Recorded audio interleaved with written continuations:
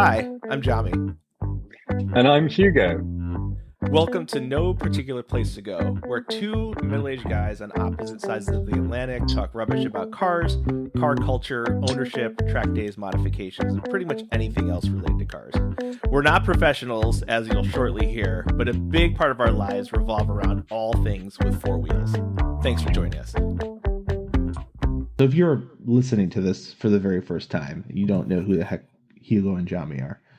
I Yes. think from a listener's perspective, it'd be interesting to hear, okay, why should I even listen to you? Like who Mhm. are you guys? You're not journalists, you're not famous YouTubers. You didn't run a car company or design cars. But I think one of the common things for car folks is here's what I've owned or grew up with. Maybe the title wasn't in my name, but I spent a lot of time with XYZ cars.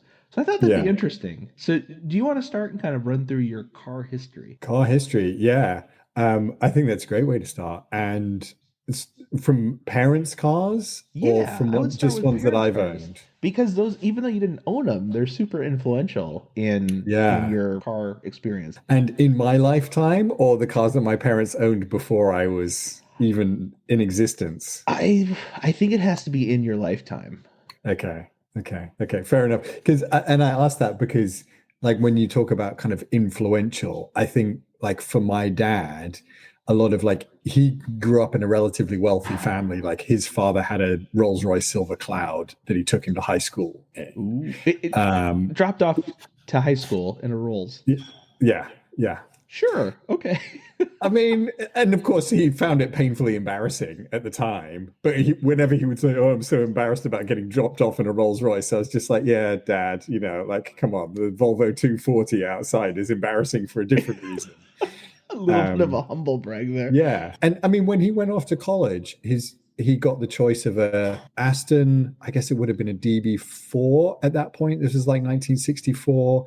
Like Austin Healey 3000, probably like early 911, but he wanted power, so he had a 64 Corvette, not the split window, but like that kind of style, but they joined up the window for So, 64. so he had a choice of those cars to take with him as his Yeah, college car? yeah. Or Okay. actually, or I think it might have even been after he dropped out of college without a degree, he came home, and that was and he was, shopping for a set of wheels, and that was kind of the choice. I think I would have dropped out the first week and come home to drive It's like, why am I Aston. going anyway? Yeah, like, this is the reason Yeah. I'm getting an education anyway. But so for me, I think the funny thing about like cars is like there's always a lot of influence of like my dad, and like, he grew up in Southern California in the sort of like 50s and 60s.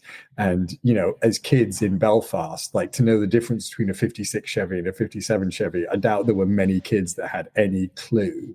And yeah, in our household, like, we would watch American Graffiti, and like that was a thing, like we would get like Hot Rod magazine from the US delivered, and I'd make those like AMT and Revell models and stuff like that. And it was all sort of 50s and 60s American Was stuff. that, in your experience, pretty unusual?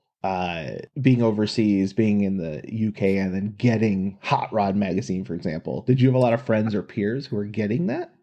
No, but nobody had a clue, right? I mean, like this, and you get a few American cars in the UK because, I mean, I think particularly kind of back then there were like, army bases and stuff like that, and Yeah. pretty much in any seaside town there'd be a wrong'un cruising around in some sort of like, yank tank that was kind of rusting and had the steering wheel on the wrong side and the whole bit. But it was always like a sort of weird, like we would be talking about that kind of era of vehicle, and then we had a beige Volvo 245 DL outside, And which did was you, not but very was there inspiring. also like another sports car outside too, or no?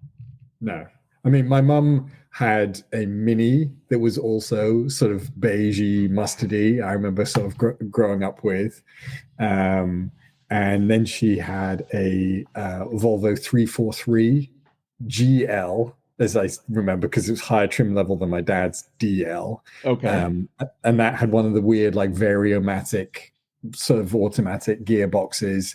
It conked out on the motorway outside Stafford, and we spent like an extra 2 days in some like random B&B in Stafford waiting for my mum's car to get fixed. It's probably, I don't know, 8 or something at that point. You said 2 or 3 days waiting for it to get Yeah, fixed. yeah.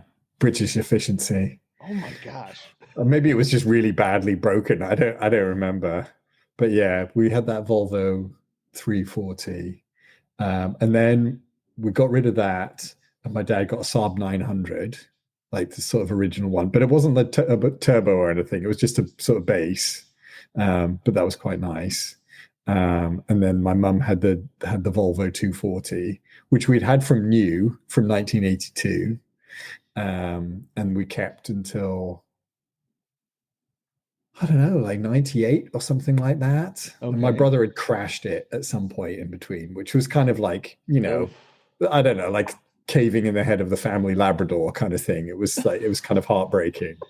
But yeah, we sort of always had like Volvos and Saabs. Like when the Saab went, my dad got a Volvo 760 turbo, which he sort of took me back and forth to school in when I was at boarding school. And then I had, for a brief spell, that was the first car that I owned myself. I bought it off my dad for like a tenner kind of thing, because I didn't realize that it needed like a grand's worth of work to keep it on the road. And it was worth 200 quid. It was like one of those, but Nice. I sort of thought it was kind of cool, like, driving around London in this It was like worth 200. 1988 You Volvo. paid 10 for it.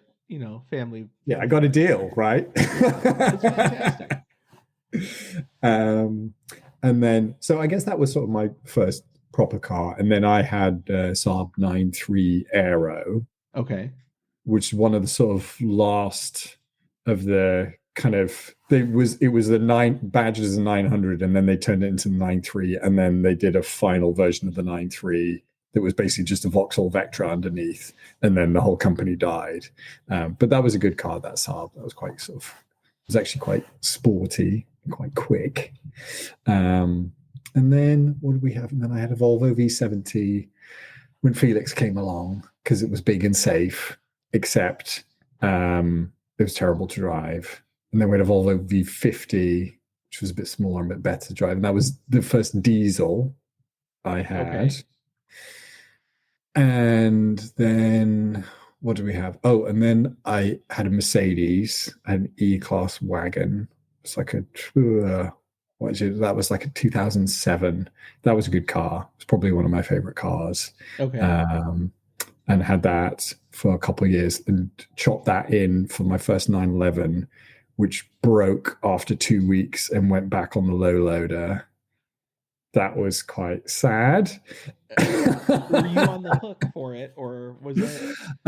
I got very shirty with the dealer who'd sold it to me, and he took it back. Obviously, I took a bit of a haircut on it, but I was just like, like early this 997 Gen 1, and you read all the horror stories, and then it packed up, and I was just like, I can't, because it was like our main family car, and I was like, I can't do something. Yeah, it's not going to be reliable. Do you remember what went wrong with it? Was it Borer score or IMS or all the other things that are associated? I think it was something along those lines. Okay. I think the sort of the immediate failure was coil pack had gone, and that was why it went fut on the day that it went fut. And I think when they pulled that off, they found other things. But already at that point, I was kind of like, I don't want to know. So based on that experience, I had 2 more of those. And I'm currently holding myself back from wanting a third or a fourth one, in fact, just because I don't know, I'm intelligent that way. Yeah. What else did I have around that time? We had a first gen Audi TT, the V6.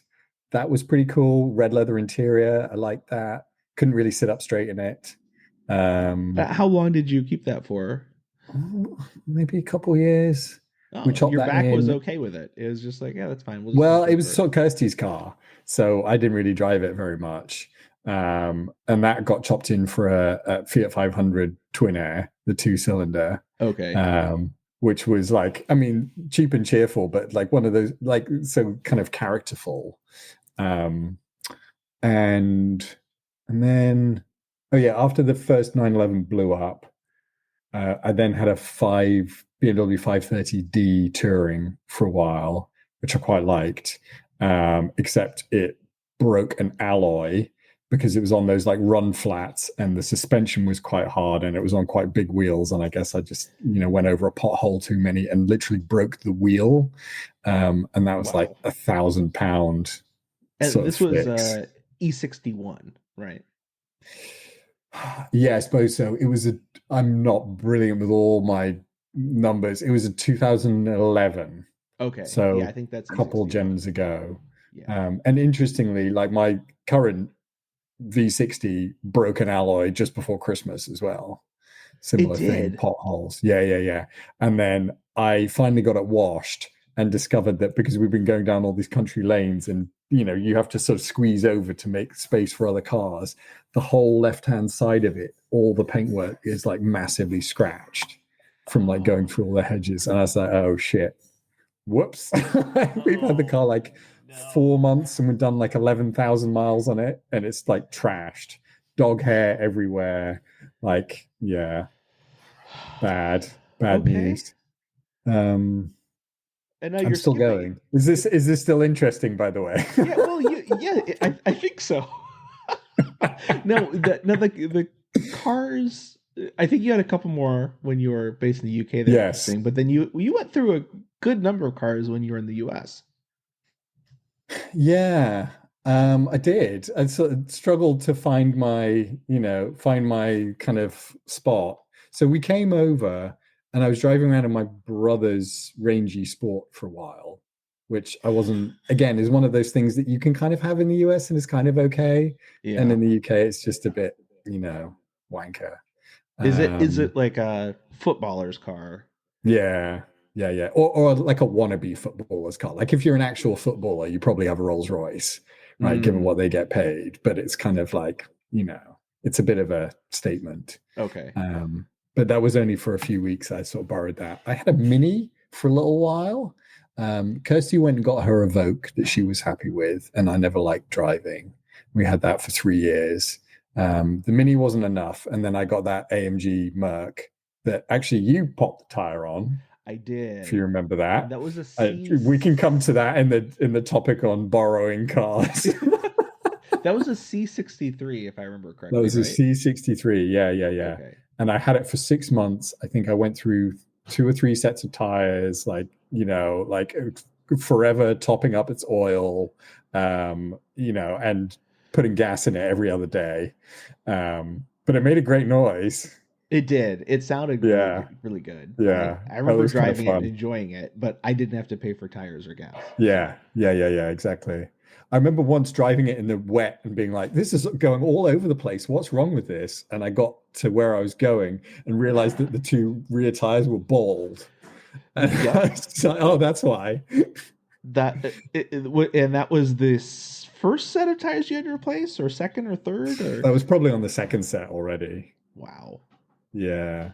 Were you And then driving after that, like a madman, or I don't think so. yeah, But that's I mean, just it's hard to drive a car like that. And, like you see the ads for things like that and like, oh, careful owners. And it's like, but who has a car like that if you don't want to enjoy it that's occasionally? true. Right. Yeah, Yeah. you're not buying it to put around and save No, gas. That is no. part of the experience. Yeah. Yeah, absolutely.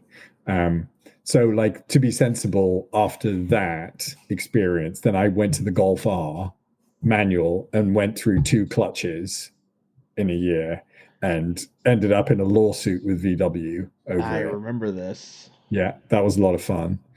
And then after that, then we had the another Mini, the JCW, which was actually quite decent car. I mean, didn't ride, but that was quite fun, and had this special little blippy thing that you pressed and made the exhaust even more raughty. I quite enjoyed that.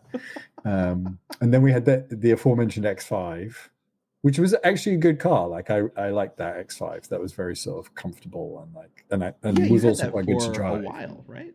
Yeah, we had that for the full kind of 3 years.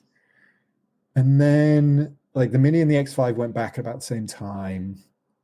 And for a little while, our only car was and then that's when I got the third 997, and I got it with you, and we went on the test drive. That's right. Over in like Livermore there, and it had been all like, like they futzed with the ride height and put like aftermarket wheels on it, and like there was a whole and there was like lots of dings and scrapes and stuff in it, but I was kind of smitten anyway and kind of fixed it up. And that was our family car for, I don't know, a couple of months, because all the other sensible ones went back, and that was what we were driving around in. And so for that 997, you had it about a year, if I remember correctly, or is it a little bit more? I had it a bit more than that, but I stupidly, despite the fact that it was a bit sort of like scratchy when I got it, having put a bit of money into it to kind of fix it up, I then found myself like I didn't really want to drive it. Do you know what I mean? Like I didn't want to take it out in the wet, and because it was a manual and it took a while for the sort of like gearbox oil to like warm up and stuff, I was like, well, I only want to drive it if I'm going to be able to like take it out and let it warm through for 15 minutes. And so then you're like, I'm just not going to go to the supermarket in it. Yeah. And so it then ended up sitting there in the garage, and I'm like, okay, that's quite a lot of money sitting there not being useful. And, so then that went. At least I got, because I listed it on, I guess it was Cars and Bids in the end. I had an experience with collecting cars there that was interesting. But I got like good videos and like really good photos and stuff of it. So in a way I was kind of like, okay, well, I'm getting rid of it, but like I've got a nice record of it. And did you more than broke even on it, right? Or no, not after the sort of work that I put into it. Okay. But actually, I didn't lose all that much over like the sort of 2 years of owning it. And maybe this is another interesting topic, because I was like thinking about this the other day as I'm thinking about, we need another car, and I don't know how long this Volvo is going to keep going. It's like, actually, if depreciation is your kind of big cost in owning a car, like, is the smart money on just choosing a vehicle that isn't going to depreciate in the time that you're going to have it? Yeah, or one that's already at the bottom of that curve. Right. Well, like GR Yaris, right? Like they cost now what they were new, more or less, in the UK, like 3 years ago. And it's like, okay, you could have had that car, driven it, enjoyed it, and then it hasn't really. Yeah, I mean, sure, you've had to, do consumables and servicing and stuff, but it hasn't actually really cost you anything. Yeah. Versus like all these EVs that you drive them off the lot, and it's like you've suddenly lost, a third of its value in the first 3 months, and you're just like, what the hell? Yeah, another half the value 2 years in. It's pretty crazy. Yeah. And particularly over here, there's a real glut of like I-Paces that are like, you can't give away kind of thing. See, now that would be interesting to pick up, like for super cheap. You go, well, how much further can it depreciate? And I'm buying it really, really cheap compared to its new price. That's absolutely. Experiment. I mean, I found myself looking at S63L for 15 grand, and it's like I don't know, 2009 car or something like that, but that was probably 100K at that point. Yeah. And like 500 horsepower, every single toy on it, and it's 15 grand, and you're like, well, how can that be worth less money than that? Like that has to be at the bottom of its curve. Yeah, that's got to be near the bottom, if not already there. It probably won't go up at all. It'll just kind of stay where it is or slowly go down, which means you lose very little over the remaining. I mean, maximum you're going to lose 15 grand on it, right? Which if you go out and you lease, I don't know, a brand new Range Rover, it's like you've lost 15 grand before you've even left the dealership kind of thing. Yeah, that's true. That's true.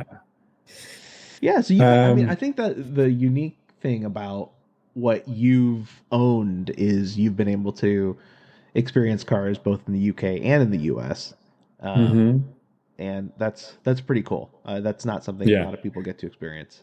Yeah, it's true. We'll gloss over the Teslas as well. We don't need to talk about those. Yeah. Let's skip those. Nobody wants to hear about that. That's true. That's true. And I think what's kind of interesting is, like, in some ways, like the ecosystems are very different, right? Like you definitely get stuff over here that you don't get over there, and vice versa. Yeah. And then you get some that are you get the same car, but somehow they do a slightly different job. Like for example, that Golf that I had, like a Golf over here is like a family car. Like I have friends who have two children and they have a Golf, and that is what whereas there it's like, it's considered a sort of like small sporty car that you would never think about putting children in the back of particularly. Yeah, most people default to a big SUV or a truck or maybe even, Minivan. yeah, a minivan, like less Yeah. popular nowadays, but a large sedan. But yeah, Golf is more like starting family at the latest and Hmm. more maybe It's single quite kind of person. college kid car, right? Golf Yeah, GTI is sort of yeah. like, yeah. Um, and It's it's not the something that Aston Martin that your dad had waiting for him. no, That's for sure. no. Um, but it's something also that I kind of like think about that, lived in the US for 8 years. And there were occasions where I thought, oh, I should have a Mustang or like a Challenger or a pickup truck or something like that, just to sort of experience it while I'm here, because I'm not going to be able to do that when I go back. Yeah. And when it came to it, I was never that into it particularly. I don't know. Like, I mean, I've had them as rentals, but I don't know. Yeah, I same here. My experience with like the classic American pony cars has been limited to rentals or driving maybe one or two examples of friends' cars. And the Mm, ones I've driven that were friends' cars were pretty beat up and pretty old. They're mm, probably making a lot less horsepower than they did when new. They're really old and creaky and poor maintenance. So I mm, don't have good experiences to pull upon no. for those. Yeah. Well, Yeah. And I mean, I think to cap all of that off, I'm sort of in market again, right? Like I think this Volvo was intended to be a stopgap. Yeah, I think when we get to our permanent sort of home, hopefully in the next month or so, it'll be like, okay, like what do we get? Because like, we're gonna at least need two vehicles again. yeah.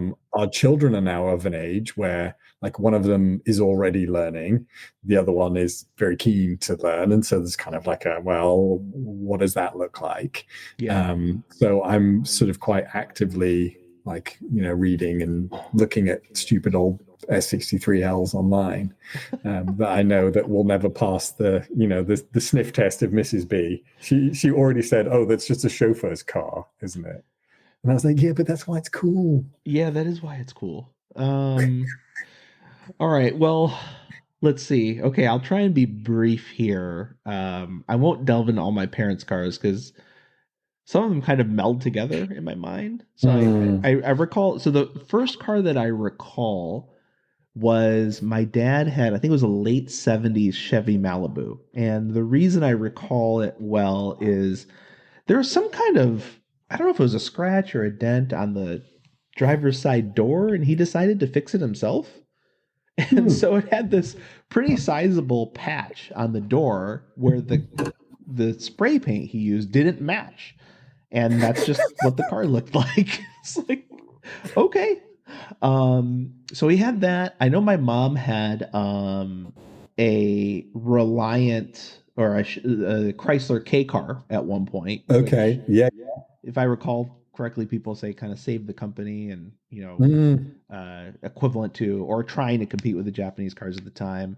And then we had a ton of GM products. So hmm my parents had various sedans. My mom had a diesel one that I think my dad mm, insisted on getting because it had really good torque and fantastic gas mileage.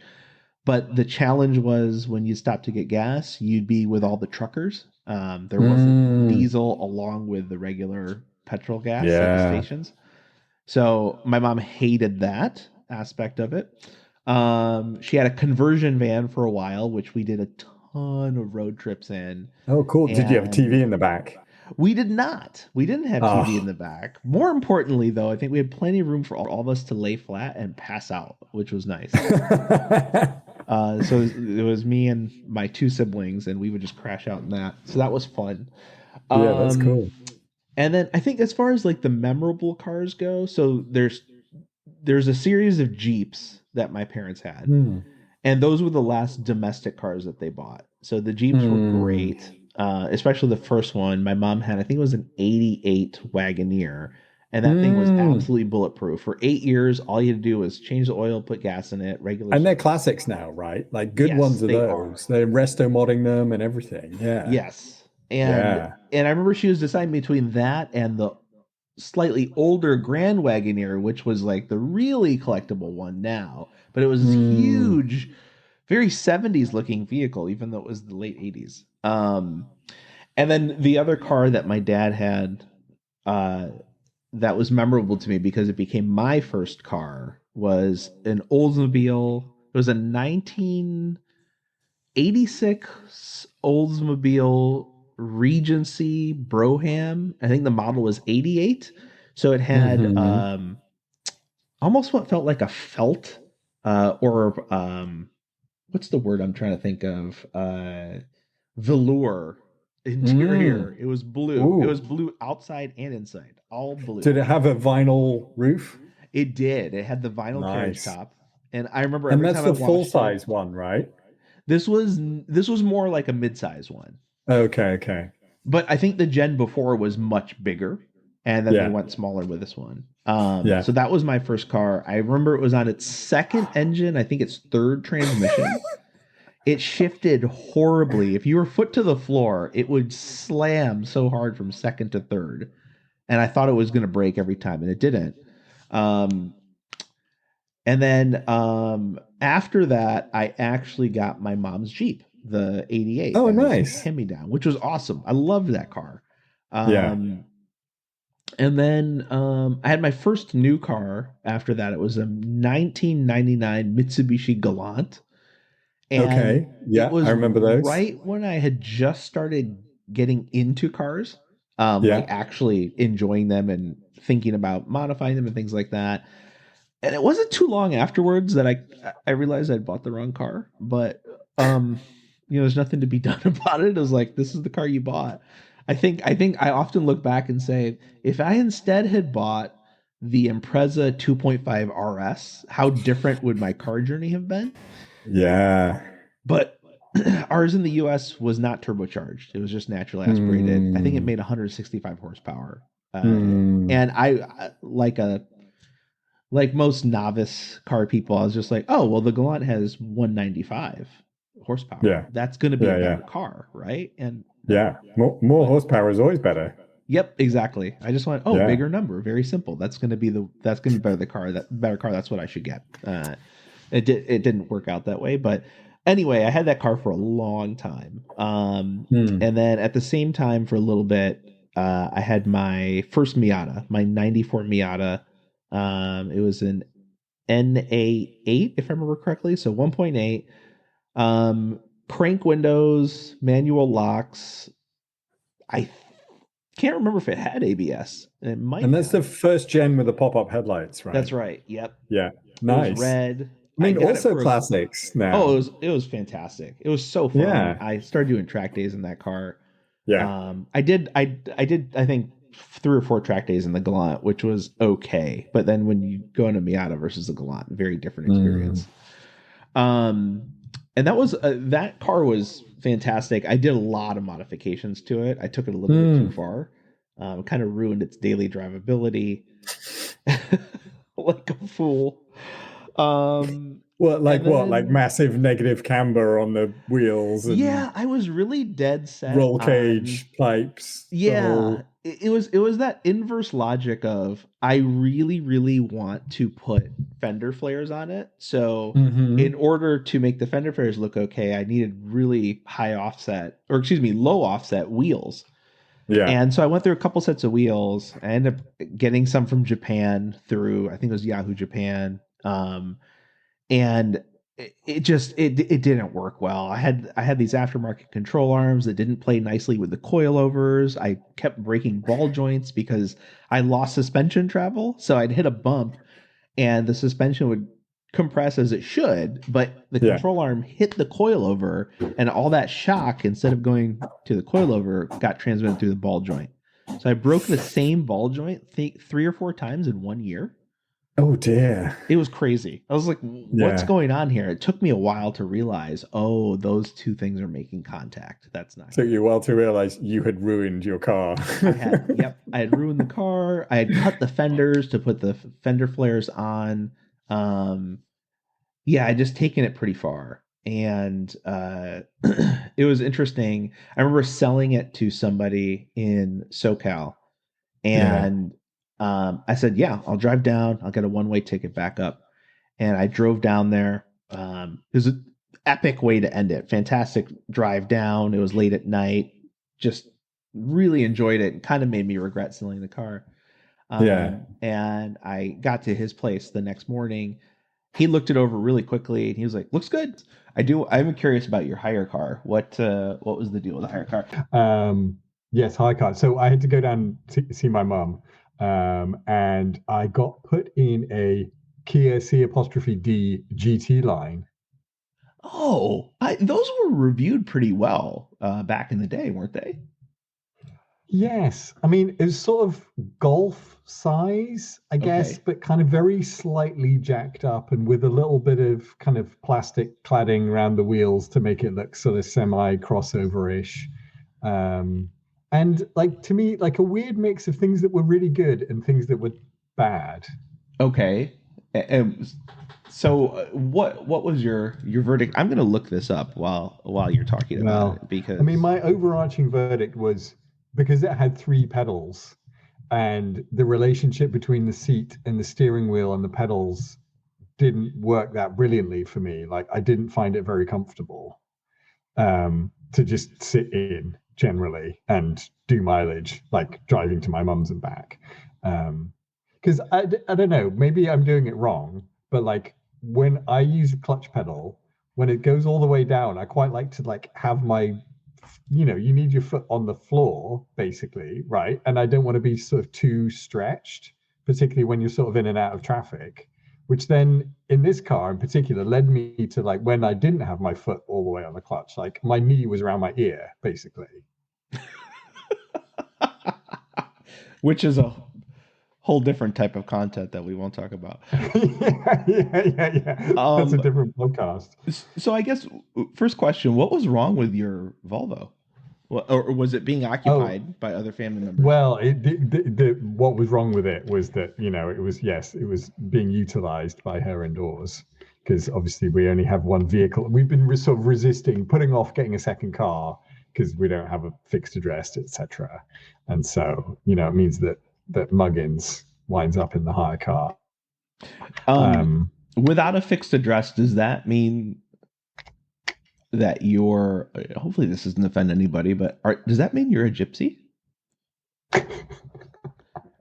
well, I mean, we have been traveling, and they do now describe that community as travelers. That's right. So, So interestingly, you're a one of the houses traveler. that we looked, yeah, I'm a traveler. One of the houses that we looked at, the old man who was living there was talking about the driveway was very like windy and tight and difficult to get up, and he's like, "Yes, I did that deliberately to keep the jippos out because I didn't want them to come and put their caravan on my driveway." And I was just looked at him like, as if that would be an issue anyway, and you can't call them jippos anymore.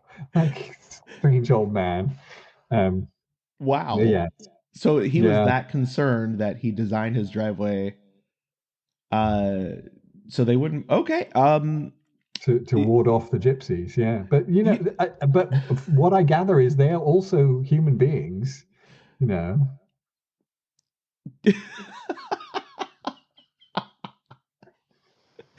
that's true. They are in fact human I mean, beings. we're all just human beings, aren't we? I like maybe I'm very naive.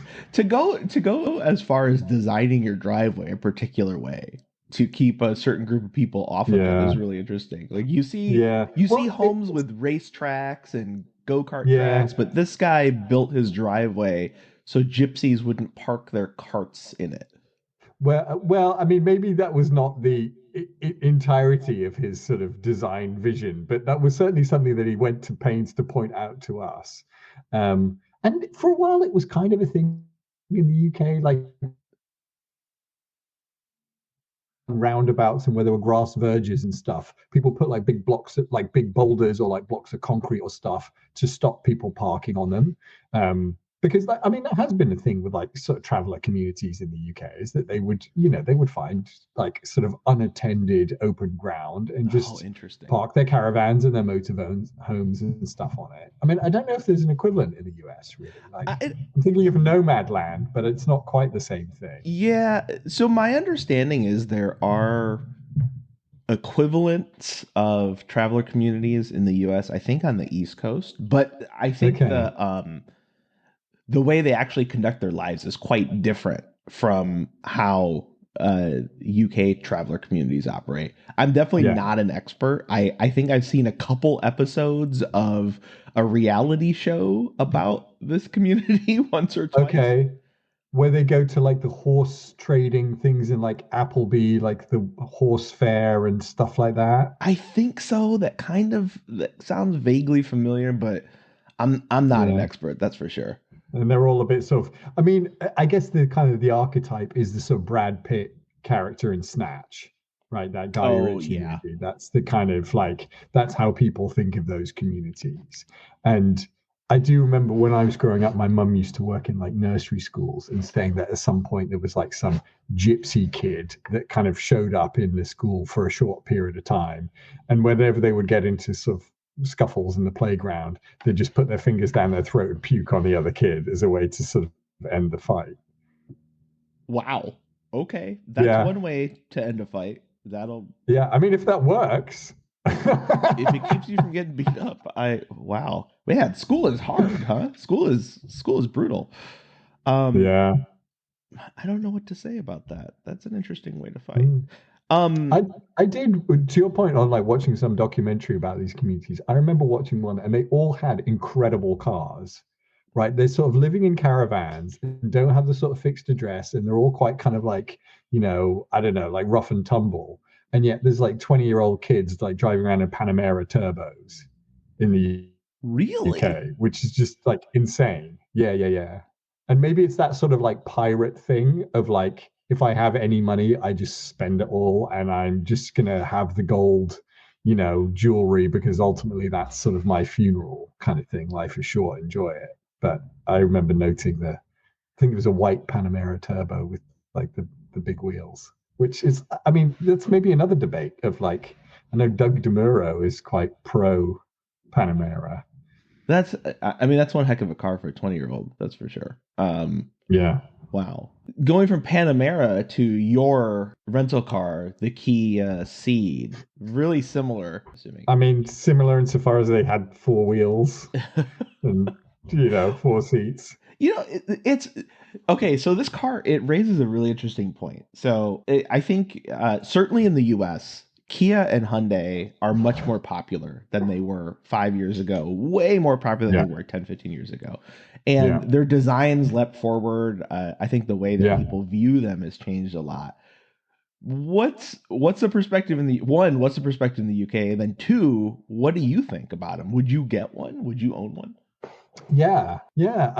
Interesting question. And it's definitely something that I've sort of observed as well. I think similar in the UK. Like, I mean, when I was growing up, they were kind of sort of joke brands, really. Like nobody really wanted a sort of Kia or a Hyundai, and they were sort of punchlines. A bit like, again, in years previously, Skodas in the UK was like, that was literally a punchline to a joke. Like, what do you call a Skoda with a sunroof? A skip kind of thing. Wow. Okay. In the playground. Yeah. And now, and post sort of VW, they're now considered like that's, they're probably in the space where Volvo used to be.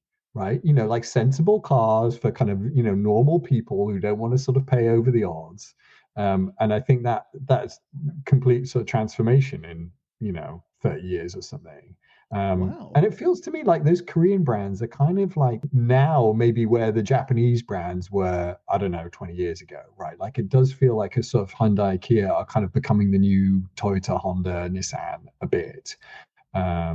And certainly like the EVs seem to like, they are well styling. Like you look at an Ioniq, is it the 5 that's the kind of like hatchbacky thing with the kind of 80s? Yeah. Like they're pretty cool actually. Like, and then the N1, because there's a lot of BMW um, engineers went to Hyundai at some point. So yeah, I don't know. I mean, there was something actually. There was an interesting article in one of the. I think it was like Autocar or something. They were saying that like talking about someone who's like looking at a kind of to lease their next like SUV, whatever, choosing between a Lotus and a Kia, and like between is it the Electra or that's the SUV, and there's Yeah, this, the the Lotus electric SUV, Looney. yeah, Yeah, yeah, Electra, yeah. or I think it's Electra. I'm not actually sure how to Electra. pronounce it. Yeah, I'm not either. But between that and an EV9, and that being like a legitimate sort of choice between sort of real like, and to think that like the company that was making the, I don't know, like whatever they were, Kia Rio, even 15 years ago, like Yeah. versus the company that was making this sort of the Elise, and they found this sort of middle ground. Yeah, they've come a Um, long way, especially in the EV space. And I yeah. think I have my reservations about them. I have a number of friends who have Kias and Hyundais. They seem very happy with them. I have my reservations.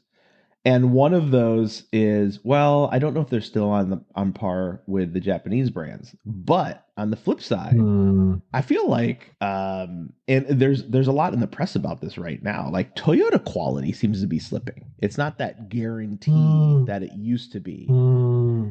And Toyota's been, especially on their more budget and mid-level products, they've been cheaping out on interior quality for a long time. So Hmm. I think that whatever gap might have existed between a Hyundai and the Toyota is really, really small, if it exists at all today. Yeah. Yeah. And interestingly, like, talking about Toyota, it seems like increasingly, or maybe this is just sort of at the edges, because obviously they're, huge sort of volumes, but like doing like coming out with like, they had the GT86 and then they made the GR86 as well, like GR Yaris, like Supra, like, the new Land Cruiser coming out. It's like they're kind of becoming a bit more of like I don't know, like going more towards like a BMW or something that's like a lot more interesting, actually, a lot more sort of enthusiast. And, Yeah. for people who really love driving versus just churning out Corollas and Camrys and whatever, and maybe leaving some of that middle ground to the Korean brands. Yeah, that's an interesting point. Yeah, maybe they become more like BMW. Um yeah, that's where do they go? They obviously need to keep the quality up, but if they can offer all these like kind of niche or more focused products that really capture attention, not only just among Yeah, enthusiasts but like mainstream buyers, I think they could be in a pretty good spot. But they got to keep that yeah, quality up. If their quality yeah, reputation starts to take a hit, then you're going, I'm just going to go Hyundai. I'm going to go Kia. Although yeah. I don't know if there's a big pricing advantage with the Kias and Hyundais anymore. Are they on par with the Japanese They, they, cars, or? they used to be, right? But I mean, certainly over here, like you look at an EV9, it's a 70,000 pound car, right? Like it's not cheap. And admittedly, like supposedly that is, from a kind of, if you strip away the badge, potentially competing with a Range Rover Sport kind of thing. But I don't think in many people's minds it really is. And like a Range Rover Sport is 100K plus sort of Yeah. thing. This feels like a good wrap up point for this one. Well, for folks who are interested in getting in touch with us, we do have an Mm. email. It's info@npptg.com. No particular place to go. And NPPTG. That's pretty catchy. Yeah. I thought that's gonna stick in your brain. That's if you have Yeah. questions or criticisms, things you want us to talk about or you want to hear about or ideas, please do email us.